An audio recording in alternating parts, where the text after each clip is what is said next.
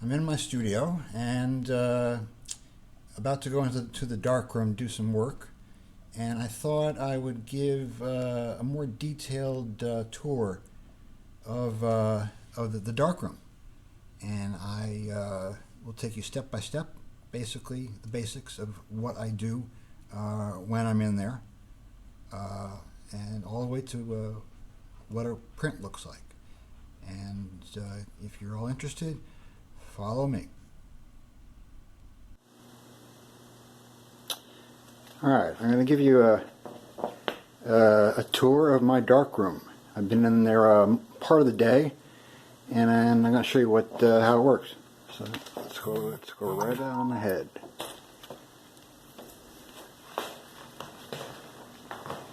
Straight ahead we have the enlarger, and the way this works is the negatives that I have stowed away, like these here.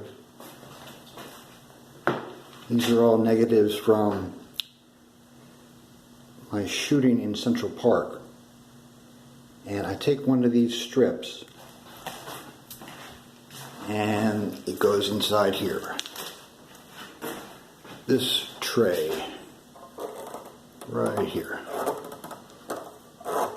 and you can see this comes out, and take this filter off, and then we have negative in the negative tray. And then this tray will go in there, and then I will take this knob and I will lock it down in place, and it shines an image down here on the easel, and you focus that easel, you focus the image, you put a piece of paper, a dummy piece of paper like this, and then you use this device here to focus. It's a grain focus enlarger. I think that's the exact terminology. It reflects the image that's coming down from the enlarger, and you focus exactly what is on the paper at the sharpest. You focus the grain as it looks like on the paper looking through here.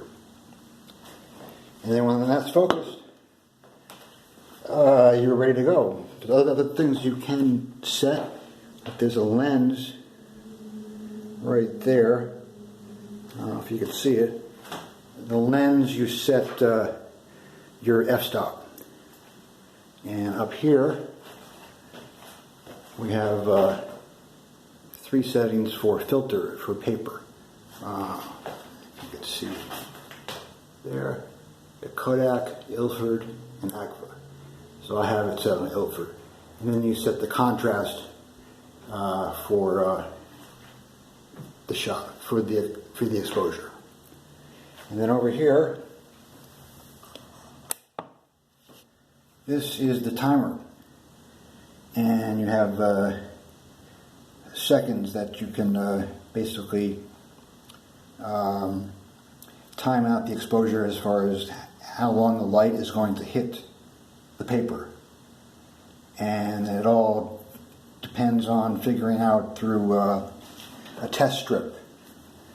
And a test strip you would do first thing with a piece of paper, and you would take a piece of cardboard, and for example, if this is a piece of paper and the light is shining through, you would go across every 5 seconds,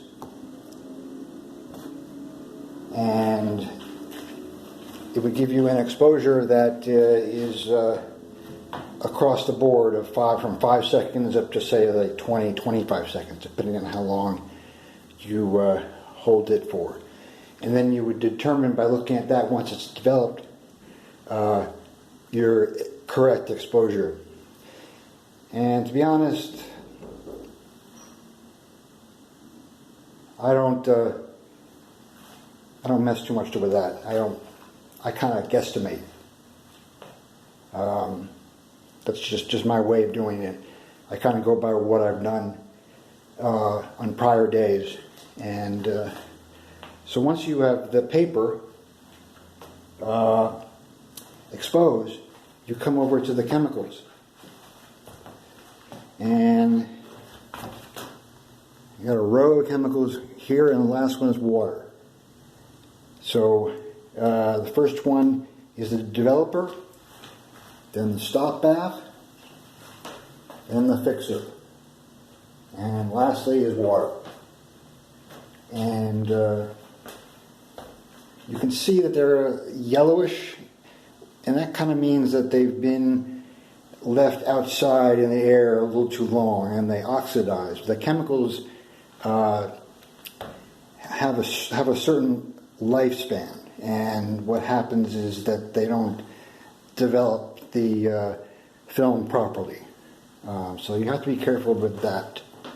But I'll be the first to let you know, I'm fiddling around with using old chemicals for getting certain effects on prints. It seems to give me what I want. This gives me like a real vintage look, which I'm going to show you in a second. And these are the containers for the chemicals.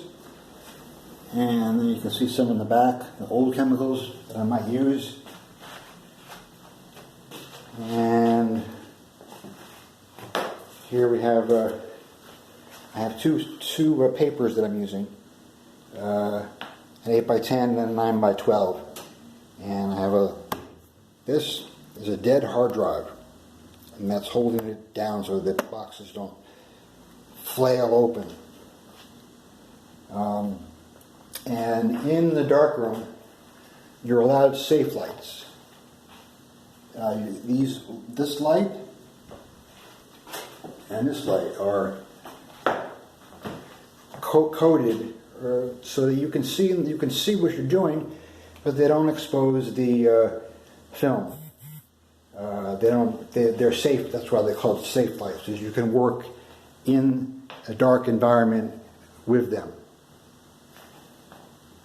So that's pretty much everything at this table. And then over here, the negative, I'll use a brush to brush off any hairs or fibers.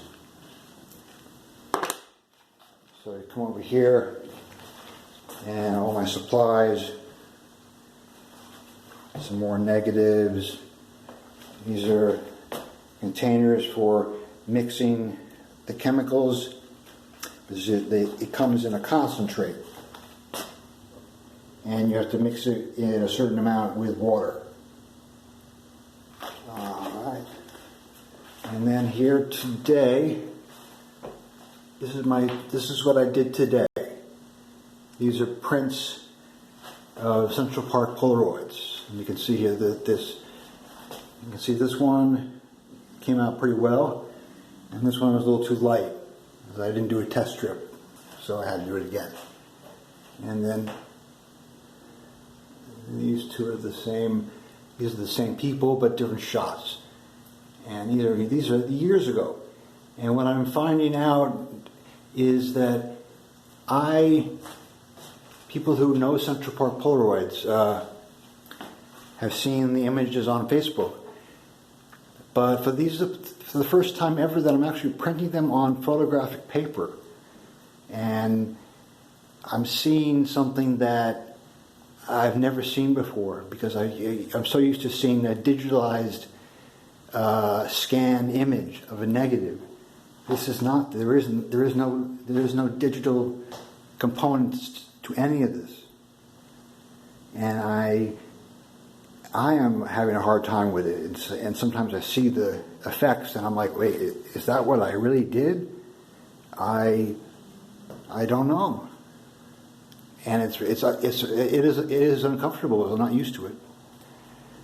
So that's the quick tour. You can see I used clothespins. These are drying as they were in the water, and that's pretty much it.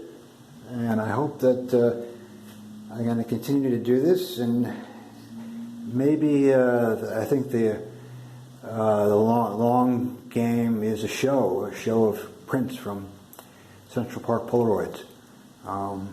We'll see. Stay tuned.